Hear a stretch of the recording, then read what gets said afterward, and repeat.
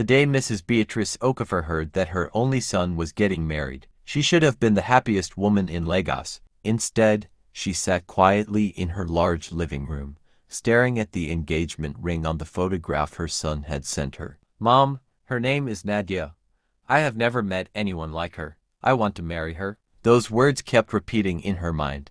Beatrice was a wealthy businesswoman who had built her company from nothing. She had watched people come into her life pretending to love her while secretly wanting her money. She had also watched relatives fight over properties, friends betray one another, and business partners disappear when things became difficult. Because of everything she had experienced, Beatrice believed one thing strongly: you could never know someone's true character by looking at how they behaved when life was easy. Her son, Adrian, was 34, successful, handsome, and the only child she had. He was not spoiled, but he had grown up surrounded by comfort. Beatrice worried that a woman might love him because of his money rather than because of who he truly was. One evening, Adrian brought Nadia to the family mansion. Nadia arrived in a simple blue dress with a small handbag. She greeted Beatrice respectfully and sat quietly beside Adrian. Beatrice watched her carefully. "So, Nadia," she said, "what do you do?" "I work as an accountant for a small company." "And your family?" Nadia smiled. "My parents are retired. They live outside the city." Beatrice nodded. "Do you know that Adrian will inherit everything I have?" Adrian immediately interrupted. "Mum, I am only asking a question," Beatrice replied. Nadia looked at her calmly. "I did not fall in love with Adrian because of what he will inherit." Beatrice raised an eyebrow. "How do you know you can say that?" Nadia smiled. "Because when I met him, I did not know he was wealthy." Adrian looked at his mother. "I told you." Beatrice said nothing. She wanted to believe Nadia, but something inside her still refused to trust easily. A few days later, Beatrice called Adrian into her office. "Mom, what is it? When are you planning to marry Nadia? We haven't fixed the date yet. Do you love her?" Adrian smiled. "More than I have ever loved anyone." Beatrice looked at him. "Then I have one question." "What?" "If you lost everything tomorrow, would she stay?" Adrian frowned. "Why would you ask that?" "Because marriage is not only about enjoying someone's success. It is about standing with them when life becomes difficult." Adrian shook his head. "Nadia is not like that." "You are certain?" "Yes." Beatrice leaned back in her chair. "Then prove it." Adrian stared at her. "How?" "Nothing. Forget I said anything." But Beatrice had already made her decision. She was going to test Nadia herself. She would not ask questions. She would not investigate her background. She would not send someone to follow her. Instead, she would become someone Nadia would never expect to meet: a maid. The following Monday, Beatrice disappeared from her mansion. Her trusted assistant told the staff that she was traveling for several weeks. Beatrice changed her hairstyle, removed her expensive jewelry, wore simple clothes, and used an old name, Mama Grace. She found work through a domestic staffing agency and arranged to be placed in the home where Adrian and Nadia would soon live after their wedding. She did not tell Adrian what she was doing. She did not tell Nadia. She wanted to see the truth without either of them knowing she was watching. 2 weeks later, Mama Grace arrived at Adrian's new house carrying one small bag. Nadia opened the door. "Good morning, Ma." "Good morning, my daughter," Beatrice replied, pretending to be nervous. "My name is Grace. I was told you needed someone to help around the house." Nadia smiled warmly. "Yes, please come in." Beatrice looked around. The house was beautiful, but Nadia did not behave like someone obsessed with luxury. "Where should I put my bag?" she asked. "Anywhere you are comfortable. We will find you a room." Beatrice was surprised. She expected Nadia to immediately begin giving her instructions. Instead, Nadia showed her around the house herself. "This is the kitchen. The laundry room is over there. And please, if you need anything, tell me." Beatrice nodded. "Yes, Ma." Nadia stopped. "Please don't call me Ma. My name is Nadia." Beatrice smiled. "Okay, Nadia." For the first few days, Beatrice watched everything. She noticed that Nadia greeted workers whenever she entered the house. She never shouted at them.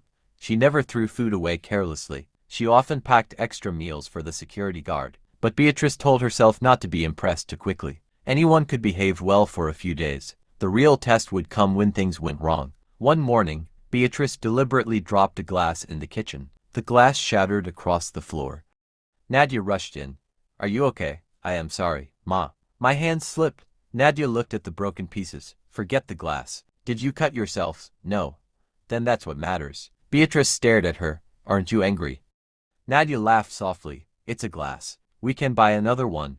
Beatrice turned away so Nadia would not see the surprise on her face. Later that evening, Adrian came home. How was your day? Nadia asked. Busy. He looked toward Beatrice. Who is she? Her name is Grace. She helps us around the house. Adrian nodded politely. Welcome, Grace. Beatrice lowered her head. Thank you, sir. Adrian walked away. She watched him. He had no idea that the woman he had just greeted as a maid was the mother he had been calling every day. Beatrice almost laughed, but the test had only begun. A week later, Adrian's company experienced a serious financial problem. Several important investors pulled out of a major project, and Adrian lost millions of naira. He came home angry and exhausted. Beatrice watched Nadia approach him. What happened? I lost a major deal. How much? Enough to hurt. Nadia sat beside him. We'll figure it out. Adrian looked at her. What if things get worse? Then we deal with it together. Beatrice listened from the kitchen. Those words touched something inside her, but she still wanted to know whether Nadia meant them. The next morning, Beatrice decided to create another test. She told Nadia that she needed money for a family emergency. My daughter is sick, she said. She needs treatment, but I don't have enough. Nadia immediately asked, how much do you need? Beatrice gave her a large amount. Nadia became quiet for a moment. Then she said, I don't have that much cash with me, but I can transfer part of my salary. Beatrice stared at her. You don't even know me. You work in my home. If your daughter is sick, I cannot pretend I didn't hear you. But what if I don't pay you back? Nadia smiled. I am not giving it because I expect you to pay me back. Beatrice's heart softened. She had expected Nadia to ask for proof or make excuses. Instead, she was willing to sacrifice her own money to help someone she barely knew. That night, Beatrice sat alone in the small room assigned to her and thought about what she had seen. But there was still one final test, and this one would reveal everything. If you were in Nadia's position, would you treat a poor stranger with the same respect you would give a wealthy person? Keep watching, because what Beatrice discovered next completely changed the way she saw her future daughter-in-law. A few days later, Beatrice arranged for an old friend to spread a rumor that Adrian had lost almost all his money. The story quickly reached the house. Nadia heard it from one of the workers. They said Adrian's company is in serious trouble. Beatrice watched Nadia carefully. That evening, Adrian returned home. Nadia met him at the door. Is it true? She asked. Adrian sighed. Things are difficult right now. How difficult? I may have to sell some properties. Nadia took his hand. Then sell them. He looked at her. What? If that's what you need to do, do it. What about the wedding? Nadia smiled sadly. The wedding can wait. Adrian stared at her. And if I lose everything? Nadia squeezed his hand. Then we start again. Beatrice, who was listening from the hallway, felt tears fill her eyes. She had spent weeks trying to find one reason to reject this woman. Instead, she had discovered a reason to embrace her. But Beatrice was not finished. She wanted to know how Nadia would behave towards someone she believed could never benefit her. The following morning, Beatrice intentionally spilled water on Nadia's expensive dress. Oh my goodness, she cried. Nadia looked down at the dress. It was stained. I am so sorry, Beatrice said. Please forgive me, Nadia sighed. Grace, don't worry. It was an accident, but this dress is expensive. It is only a dress. Then Nadia smiled. Come, let's clean it before the stain becomes permanent. Beatrice could no longer hide her emotions. She walked into the bathroom and cried quietly. She was not crying because of the dress. She was crying because she finally understood. Nadia was not pretending. She genuinely had a good heart. That evening, Adrian received a call. Mom is coming home tomorrow. He told Nadia. She said she has something important to discuss with us. Nadia smiled. I am excited to meet her again. Beatrice heard those words from the next room. She knew the time had come. The next morning, Nadia was preparing breakfast when a black luxury car stopped outside the house. She looked through the window and froze. Beatrice stepped out wearing an elegant designer outfit, expensive jewelry, and sunglasses. Nadia's mouth fell open. Grace, Beatrice smiled. Good morning, Nadia. Nadia stared at her in disbelief. What is happening? Adrian walked outside and saw his mother. His face changed immediately. Mom. Beatrice removed her sunglasses. Yes, my son. Adrian looked from his mother to the house. What are you doing here? Beatrice walked inside. I have been here for weeks. Nadia slowly understood. You're Grace. Beatrice nodded. Nadia's eyes widened. You disguised yourself as a maid. Yes. Adrian became angry. Mom, how could you do this? Beatrice looked at her son. Because I wanted to know if the woman you loved respected people who could do nothing for her. Adrian shook his head. You had no right, perhaps I didn't, Beatrice admitted. But if I had simply asked her questions, she could have given me perfect answers. I needed to see how she behaved when she thought nobody important was watching. Nadia remained silent. Then Beatrice walked toward her and held her hands. I am sorry. Nadia looked at her. You are not angry. I was, Beatrice said, but I realized something more important. She smiled. You passed. Nadia's eyes filled with tears. I wasn't trying to pass any test. Exactly, Beatrice replied. That is why you passed. Adrian smiled and took Nadia's hand. But Beatrice had one more confession. There was something else you did that convinced me completely. Nadia looked at her. What? When you thought I was just a maid, you treated me like a human being. When you thought I was helpless, you wanted to help me. When you thought Adrian had lost his wealth, you stayed. That is the kind of woman I want beside my son. Nadia smiled through her tears. Thank you. Beatrice hugged her. Welcome to the family. Months later, Adrian and Nadia got married in a beautiful ceremony. Beatrice stood beside them with tears in her eyes. She had entered the house disguised as a maid because she feared losing her son to someone who loved his wealth. Instead, she found a daughter who loved him for who he was. At the wedding reception, Beatrice stood before the guests. I made a mistake, she said. Everyone became quiet.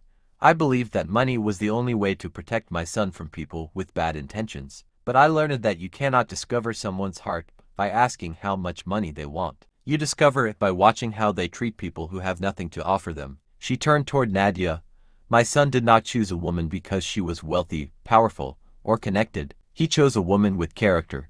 The guests applauded. Adrian hugged his mother. Nadia joined them. From that day forward, Beatrice never looked at people according to their clothes, jobs, or social status again. She had learned a lesson that money could never teach her. A person's true character is revealed by how they treat those who cannot reward them. And Nadia learned something too. Sometimes people may test your character without you knowing, but you should never be kind because someone is watching. Be kind because that is who you are. Because one day, the person you treat like they don't matter may become the person who changes your life forever. If you enjoyed this story, like this video and subscribe to the channel for more powerful African stories filled with emotion, surprises, and life lessons. And tell me in the comments, if you discovered that your future mother-in-law had disguised herself as a maid to test you, would you forgive her? Your answer might surprise you. Remember, wealth can buy comfort, but it cannot buy character. Respect every person, no matter their position, because true greatness is revealed in how we treat those who have nothing to give us.